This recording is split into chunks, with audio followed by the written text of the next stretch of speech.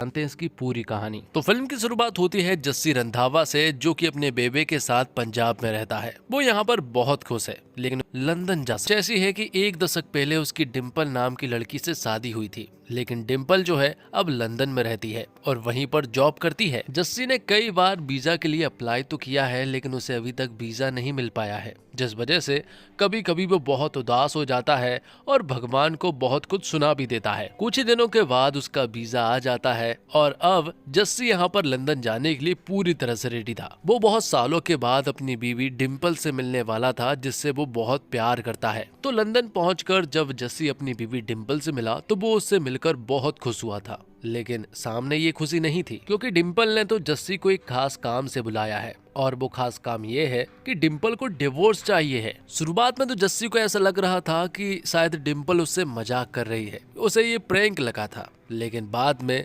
जस्सी को पता चलता है कि डिम्पल सच बोल रही है। डिम्पल जस्सी को बताती है कि उसे अपने दोस्त से प्यार हो गया है, इसलिए उसे तलाक चाहिए ताकि वो उससे शादी कर सके। ये सारी बातें सुनने के बाद जस्सी जो है वो पूरी तरह से उदास हो जाता है और यहाँ से सीधा अपने एक दोस्त के यहाँ पर चला जाता है, जो कि हमेशा जस्सी से कहता रहता था कि जब भी लंदन आएगा तो मेरे पास जरूर रुकना। जिस वजह से जस्सी उसके घर चला जाता है। जिसके बाद हम अगले सीन में देखते हैं एक पाकिस्तानी फैमिली को, जिसमें उनकी लीडर है राविया। ये लोग एक पंजाबी शादी में डांस कर रहे होते हैं। मालूम चलता है कि दरअसल में राबिया और उसके लोगों का यही काम है। मालूम चलता है राबिया अपने पति दानिश और उसके दो दोस्त भी है, जिनके नाम महविस और गुल है। जिनमें से गुल जो है वो थोड़ा सा मर्दीला टाइप है और दानिश जो है, जो कि राबिया का पति है, वो थोड़ा ठरकी टाइप है। दानिश ने पहले भी एक शादी कर चुका है और उसकी एक बेटी भी थी जिसका नाम सबा है, और सबा भी उन्हीं के साथ रहती है। और यहाँ में मालूम चलता है कि सबा जो है वो गोगी नाम के एक बहुत ही अमीर लड़के से प्यार करती है। गोगी के पिता बहुत अमीर है और गोगी के पिता राजा जो है वो गोगी की हर एक जरूरतों को पूरा करते हैं और गोगी जो है वो सबा की सारी जरूरतों को पूरा करता है। लेकिन सबा ने अभी तक गोगी को ये नहीं बताया है कि वो एक पाकिस्तानी है। गोगी तो सबा से शादी करना चाहता है, सबा भी उससे शादी तो करना चाहती है, लेकिन वो भागकर करना चाहती है, क्योंकि वो अपनी फैमिली को गोगी की फैमिली वालों से नहीं मिलवाना चाहती है। इसलिए सबा हमेशा गोगी को भागने के लिए कहती रहती है। अब आगे हम देखते हैं कि जब राबिया और उसके सारे दोस्त मिलकर एक शादी का फंक्शन करने के लिए गए थे कि तभी राबिया को मालूम चलता है कि उसका पति दानिश जो है वो किसी रसियन के साथ भाग गया है। ये सुनकर राबिया पूरी तरह से हैरान रह चुकी थी। लेकिन ये सारी चीजें देखकर सबा बिल्कुल भी हैरान नहीं थी, क्योंकि उसे तो मालूम है कि उसके पिता कैसे हैं और उसने राबिया के साथ शादी दरअसल में पैसों के लिए ही की थी। और जिस रसियन के साथ अभी वो भागे हैं वो भी जरूर बहुत ही अमीर होगी। दूसरी तरफ हम देखते हैं कि जस्सी जिस पंजाबी दोस्त के यहाँ पर रुका हुआ है उसकी पत्नी बहुत खराब है और वो नहीं चाहती कि जस्सी यहाँ पर रुके।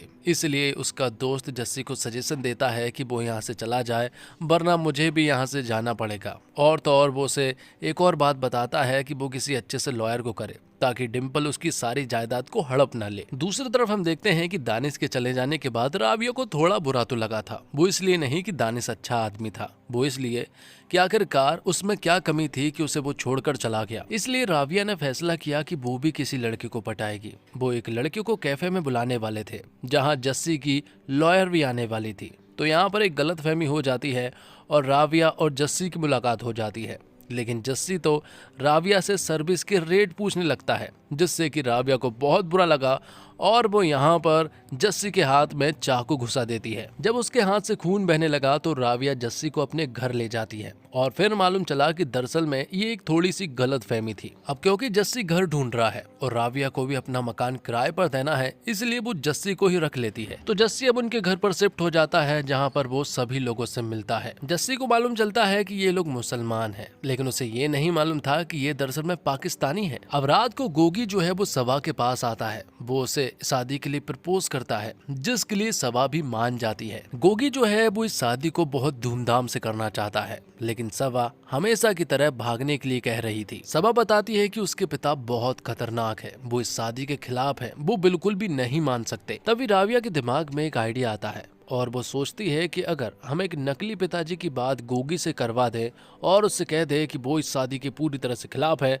तो शायद वो मान सकता है। लेकिन सबा के नकली पिताजी आखिरकार मिलेंगे कहाँ पर, और तभी उनकी नजर पड़ती है जस्सी पर। वो जस्सी को ये बात बताते हैं, लेकिन जस्सी बिल्कुल भी नहीं मान रहा था। राबिया जस्सी को बताती है कि उसे गोगी से सिर्फ और सिर्फ 2 मिनट वीडियो कॉल पर बात करनी है, जो हम लिख कर देंगे तुम उसे पढ़कर बोल देना, जिससे कि गोगी मान जाएगा कि सचमुच ही सबा के पिता शादी के पूरी तरह से खिलाफ है, और फिर सबा और गोगी भागकर शादी कर लेंगे। तो अब जस्सी भी मान जाता है और फिर जो उन्होंने लिख कर दिया था वो गोगी के सामने बोल देता है। गोगी जब सबा के पिताजी मतलब कि जस्सी से बात कर रहा था तो उन्हें मालूम चलता है कि सबा के पिताजी सरदार है। हालांकि जस्सी ने गोगी को भारी आवाज में साफ मना कर दिया था कि वो इस शादी के खिलाफ है। जिसके बाद गोगी सबा से कहता है कि अरे तूने मुझे पहले क्यों नहीं बताया कि तेरे पिताजी सरदार हैं, क्योंकि मेरे पिताजी को सरदार बहुत पसंद है। लेकिन सबा यहाँ पर एक और झूठ बोल देती है। वो कहती है कि मेरे पिताजी सरदार तक तो ठीक थे, वो कर्नल भी है और वो बहुत ज्यादा स्ट्रिक्ट है, इसलिए वो शादी के लिए नहीं मानेंगे।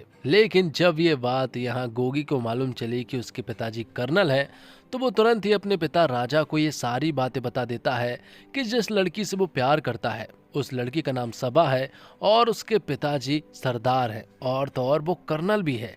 ये सुनने के बाद राजा बहुत खुश था, क्योंकि राजा को अपने देश इंडिया से बहुत ज्यादा प्यार है और उसे आर्मी मैन बहुत ही पसंद है। जिस वजह से वो गोगी से कहते हैं कि उन्हें शादी की बात मत करने दो, अब हम उनके पास जाएंगे और उनकी बेटी का शादी के लिए हाथ मांगेंगे। अब ये सारी बातें राबिया के घर भी मालूम चल चुकी थी कि गोगी की सारी फैमिली जो है वो सबा और गोगी की शादी पक्की करने के लिए आ रहे हैं। तो अब जस्सी को फिर से पिताजी बनना पड़ेगा। जस्सी बताता है कि वीडियो कॉल तक तो ठीक था, लेकिन अब सचमुच ही उसे उनके सामने आना पड़ेगा, इसलिए वो ये नहीं कर सकता है। तब राबिया यहाँ जस्सी से कहती है कि सिर्फ 2 घंटे की बात है और जब शादी होगी तो हम तुम्हें यहाँ से दूर भेज देंगे और कह देंगे कि तुम दरअसल में ड्यूटी पर चले गए हो। जिसके लिए जस्सी जो है वो एक बार फिर से मान जाता है और फिर अगले दिन जो है वो गोगी की पूरी फैमिली जो है वो राबिया के घर पर आ जाती है। लेकिन जस्सी यहाँ पर देखता है कि गोगी के पिता राजा जो है वो बहुत खतरनाक है, क्योंकि उनके आने से पहले उनके घर में लगभग 8-10 बॉडीगार्ड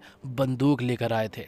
ये देखकर तो जस्सी पूरी तरह से हैरान रह चुका था। वो अंदर ही अंदर सोच रहा था कि आखिरकार वो कहाँ फंस गया। तो राजा यहाँ पर आते से ही सबसे पहले कर्नल मतलब कि जस्सी को सैल्यूट करता है। ये देखकर जस्सी पूरी तरह से हैरान था कि आखिरकार उसे इनके सामने करना क्या है। कर्नल समझ बैठे हैं। जिसके बाद राजा और उसके लोग यहाँ जस्सी से बटालियन पूछने लगते हैं, कहाँ उसकी पोस्ट थी ये पूछने लगते हैं, लेकिन जस्सी को तो कुछ भी नहीं मालूम था। जिसके बाद राजा कहते हैं कि चलो छोड़ो, तुम बॉर्डर का कोई किस्सा सुना दो। जस्सी समझ जाता है कि अगर उसने यहाँ कुछ भी नहीं बोला तो वो पकड़े जा सकते हैं, इसलिए वो यहाँ पर बॉर्डर फिल्म को रिपीट कर देता है। सन्नी देओल के जो भी डायलॉग थे वो सारे डायलॉग को यहाँ पर उनके सामने बोल देता है, जो कि सन्नी देओल ने बॉर्डर फिल्म में बोले थे। और तो और सुनील शेट्टी ने भी जो भी बॉर्डर फिल्म में डायलॉग बोले थे वो सारे डायलॉग यहाँ पर जस्सी ने रिपीट कर दिए थे। ये सारे डायलॉग सुनने के बाद मोंटी और टॉनी कहते हैं कि ये डायलॉग तो उन्होंने बॉर्डर फिल्म में सुने थे।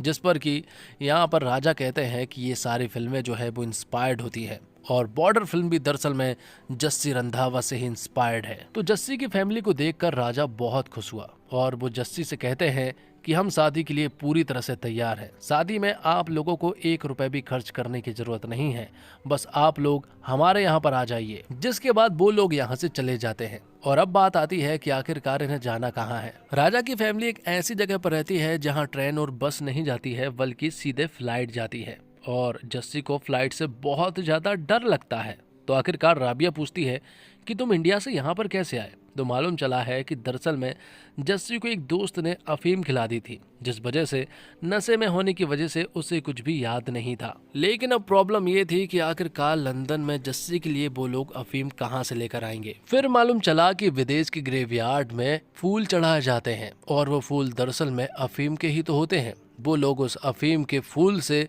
अफीम बना लेते हैं और यहाँ जस्सी को चाय में वही अफीम को मिलाकर पिला दिया जाता है, जिससे कि जस्सी को नशा हो जाता है और फिर वो वहाँ पहुँच जाता है जहाँ पर कि उसको जाना था। तो जस्सी वहाँ पहुँचकर बहुत ही ऊटपटांग हरकतें कर रहा था, क्योंकि वो तो अफीम के नशे में था। जिसके बाद राजा यहाँ पर अपनी फैमिली के बारे में बताने लगता है। राजा बताते हैं कि उसके पिताजी जो है वो हर कभी शादी करते रहते थे और अब उनकी जो माँ है वो एक इंग्लिश मोहतरमा है जो कि एक पूल डांसर थी और फिलहाल वो उसी को माता जी मानते हैं। उसके उसके दो भाई भी है, मोंटी और टोनी, जिनकी शादी नहीं हो पाई है। लेकिन वो गोगी की शादी किसी अच्छे परिवार में करना चाहते थे, जिनका वो काम आज पूरा हो चुका है, क्योंकि जस्सी की फैमिली उन्हें बहुत ही ज्यादा अच्छी लगी है। साथ ही राजा जस्सी को एक मन की बात भी बता देता है। वो कहता है कि उसे नाचने वाले लोग बिल्कुल भी पसंद नहीं है। पूल डांसर माताजी भी उन्हें कुछ खास पसंद नहीं है। वो बताते हैं कि नाचने वाले लोग घर बर्बाद कर देते हैं। राजा एक बात और बताता है कि उसे झूठ बोलने वालों से बहुत ज्यादा नफरत है, और साथ ही वो ये भी बताता है कि साल भर में वो लगभग 4-5 लोगों को मार ही डालता है, क्योंकि छोटी मोटी गलती और छोटे मोटे झूठ तो वो सह लेता है, लेकिन बड़ी गलती और बड़े झूठ को वो माफ नहीं करता। वो लोगों को जान से मार देता है। ये सारी बातें सुनने के बाद जस्सी पूरी तरह से हैरान रह चुका था। जस्सी समझ गया था कि वो एक बहुत ही बड़ी प्रॉब्लम में फंसने वाला है। और तो और जस्सी को मालूम चलता है कि राविया की पूरी फैमिली दरअसल में पाकिस्तानी है, तो ये देखकर तो उसे और भी ज्यादा बुरा लगता है। उसे समझ नहीं आ रहा था कि आखिरकार अब करना क्या है। दूसरी तरफ हम देखते हैं बंटू नाम के एक आदमी को, जिसके साथ 2 और नमूने भी शामिल थे।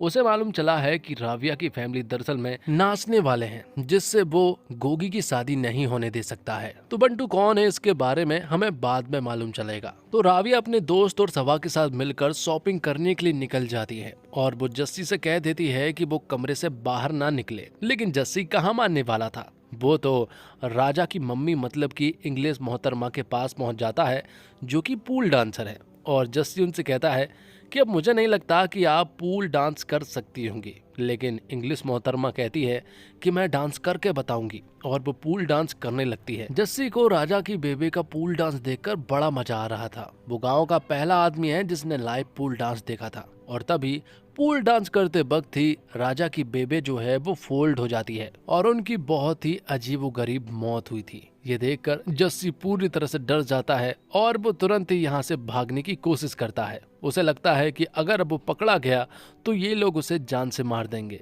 लेकिन राविया और उसके लोग उसे पकड़ते हैं और उसे कहते हैं कि राजा की बेबे की जो मौत हुई है वो दरअसल में एक एक्सीडेंट है, तुमने उसे नहीं मारा है। और तो और वो राविया की असलियत भी अब जस्सी को बता देते हैं। मालूम चलता है कि सवा के पिताजी मतलब कि दानिश ने राविया की बड़ी बहन से शादी की थी, लेकिन बाद में जब वो मारी गई तो 1 महीने बाद ही उसने राविया से शादी कर ली। लेकिन राविया और दानिश के बीच बिल्कुल भी नहीं बनती थी। राविया हमेशा ही सवा का ख्याल रखती रहती थी, जिस वजह से जस्सी भी अब नहीं जाता है। अब फ्यूनरल वाले दिन सभी लोग इकट्ठे हुए थे कि तभी हम यहाँ पर बंटू को देखते हैं, जो कि सभी के बीच बैठकर लोगों को बता रहा था कि नाचने वाले लोग कितने घटिया होते हैं। और सभी को ऐसा लग रहा था कि शायद बंटू जो है वो राजा की बेबे के बारे में बात कर रहा है, जो कि पूल डांसर थी। जबकि बंटू तो राविया की फैमिली वालों को एक्सपोज कर रहा था कि इन लोगों से रिश्ता नहीं करना चाहिए। लेकिन सभी लोग कुछ और ही समझ बैठे, जिस वजह से बंटू को यहाँ पर बहुत ही बुरी तरह से मारा पीटा जाता है। अब क्योंकि राजा की बेबे की हाल ही में मौत हुई है, इसलिए राजा के पिताजी जो है वो ये शादी नहीं होने दे सकते। वो कहते हैं कि हाल ही में उनकी पत्नी का देहांत हुआ है, जिस वजह से वो ये शादी तो फिलहाल नहीं होने दे सकते, उन्हें थोड़ा टाइम चाहिए।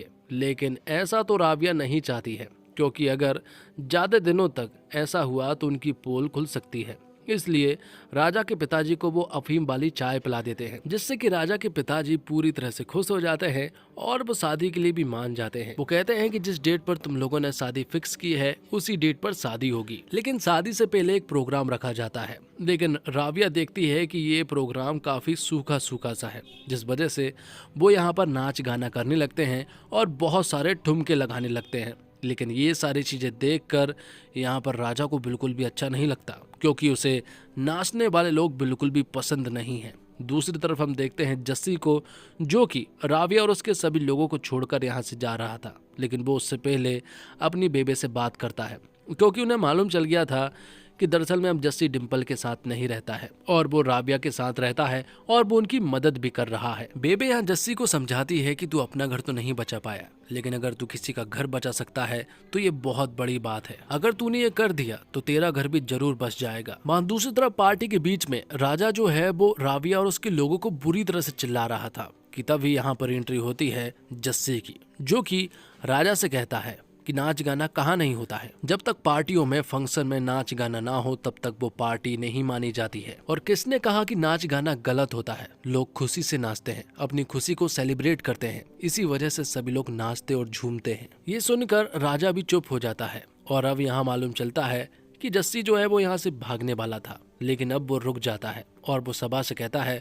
कि वो यहाँ से भागने वाला था, लेकिन अब चाहे कुछ हो जाए वो तेरी शादी करा कर ही रहेगा। ये सारी बातें सुनने के बाद राविया जो है वो जस्सी से इम्प्रेस हो चुकी थी, वो जस्सी को पसंद करने लगी थी। आगे हम देखते हैं कि राजा जो है वो शूटिंग बाजी कर रहा था और वो अपने पास जस्सी को भी बुलाता है। वो क्योंकि कर्नल है इसलिए राजा चाहते हैं कि वो भी एक शूट तो जरूर करे, लेकिन जस्सी का एम यहाँ पर मिस हो जाता है, जिससे कि राजा को डाउट होने लगा था। तब जस्सी कहता है कि वो छोटे मोटे खिलौने से नहीं खेलता, बल्कि वो तो टैंक चलाता है। ये सुनने के बाद राजा यहाँ पर टैंक बुलवा लेता है और ना चाहते हुए भी जस्सी को वो टैंक चलाना पड़ता है। वो गूगल पर सर्च करता है कि आखिरकार टैंक स्टार्ट कैसे करना है। तब यहाँ पर स्टार्ट तो हो जाता है, लेकिन अब बात आती है कि आखिरकार टैंक को बंद कैसे किया जाए। लेकिन टैंक को बंद करते करते जस्सी ने यहाँ पर तबाही मचा दी थी और बंटू के लोग भी राजा के घर में चोरी छुपे घुसने की कोशिश कर रहे थे, लेकिन यहाँ पर जस्सी के टैंक ने उन्हें भी अच्छे से सबक सिखा दिया था, जो कि जाने अनजाने में हुआ था। ये सारी चीजें देखकर राजा को बहुत ही खुशी मिल रही थी, क्योंकि उन्हें जस्सी के ऊपर बहुत ही प्राउड फील हो रहा था। अब अगले दिन शादी थी, शादी तैयारियां हो चुकी थी और सभी लोग बहुत खुश थे। इस मोमेंट को सभी लोग एंजॉय कर रहे थे कि तभी राबिया की नजर पड़ती है दानिश पर, जो कि यहाँ पर बैंड बाजा लेकर आया था। वो यही काम करता है उस रसियन लड़की के साथ। यहाँ पर राबिया दानिश को समझाती है कि उसकी बेटी सबा की शादी है और वो नहीं चाहती है कि यहाँ पर कोई प्रॉब्लम आए, इसलिए तुम चुप ही रहना और कोई भी प्रॉब्लम क्रिएट मत करना। लेकिन यहाँ पर दानिश जो है वो मोंटी और राजा को बता देता है कि राबिया सिर्फ मेरी है, जिससे कि यहाँ पर राजा जो है वो राबिया से बात करने के लिए आता है।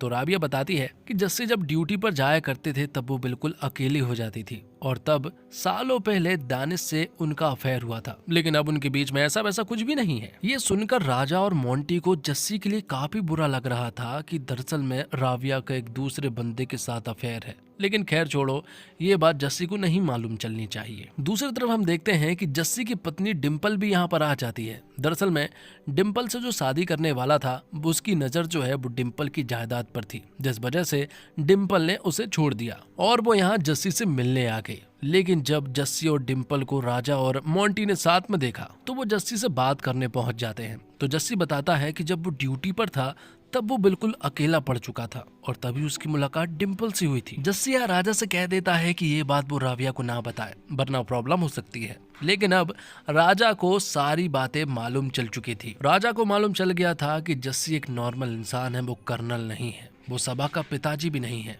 और तो और यहाँ पर राजा को राबिया की फैमिली के बारे में भी मालूम चल गया था कि वो कोई पंजाबी फैमिली नहीं है और वो तो नाचने वाले लोग हैं और तो और पाकिस्तानी हैं। इसलिए राजा यहाँ कहता है कि ये शादी नहीं हो सकती है। राजा यहाँ पर गुस्से में बहुत ही ज्यादा भड़का हुआ था कि तभी अचानक से यहाँ पर बंटू आ जाता है और वो भी यही कहता है कि ये शादी नहीं हो सकती है। लेकिन राजा कहता है कि आखिरकार तू कौन होता है ये बोलने वाला। तब बंटू बताता है कि वो गोगी का पिताजी है। बात कुछ ऐसी है कि बंटू और राजा की पत्नी का सालों पहले अफेयर था और गोगी जो है वो राजा की पत्नी और बंटू का ही बेटा है। पर बंटू बताता है कि मुझे तेरी फैमिली वालों से कोई भी लेना देना नहीं है और ना ही मुझे तेरी पत्नी से कोई लेना देना नहीं है। वो बस अपने बेटे के लिए कर रहा था कि वो नाचने वालों से उसकी शादी ना हो सके। साथ ही राजा की पत्नी यहाँ पर राजा से कहती है कि भले ही मैंने सालों पहले गलती की थी, लेकिन आज इस वक्त वो सिर्फ और सिर्फ तुमसे प्यार करती है। तब राजा यहाँ पर सभी की गलतियों को माफ कर देता है और वो यहाँ पर गोगी और सबा की शादी के लिए भी मान जाता है